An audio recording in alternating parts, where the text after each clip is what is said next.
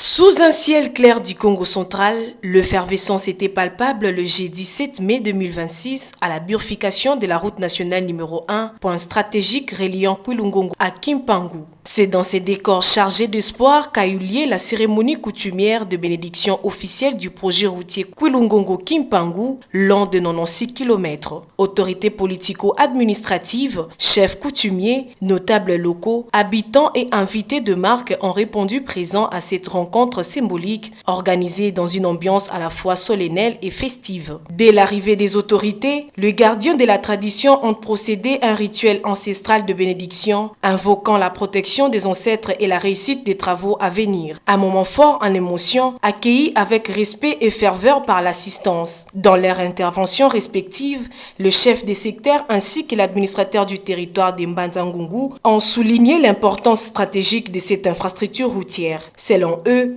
la modernisation de cet axe constitue un levier essentiel pour le désenclavement des localités concernées, la fluidité des échanges commerciaux ainsi que l'amélioration des conditions de vie des populations.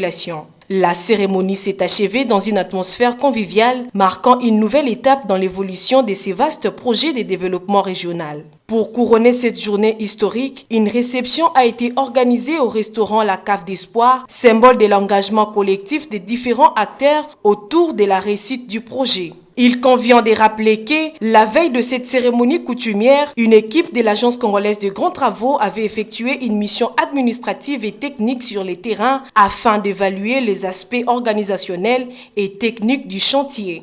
À l'issue de cette descente, une réunion d'harmonisation s'est tenue à Kwilungongo avec les entreprises exécutantes, notamment CRBC et Technovia. Les échanges ont abouti à la signature d'un procès verbal entérinant les constats réalisés ainsi que les recommandations formulées pour le bon déroulement des travaux.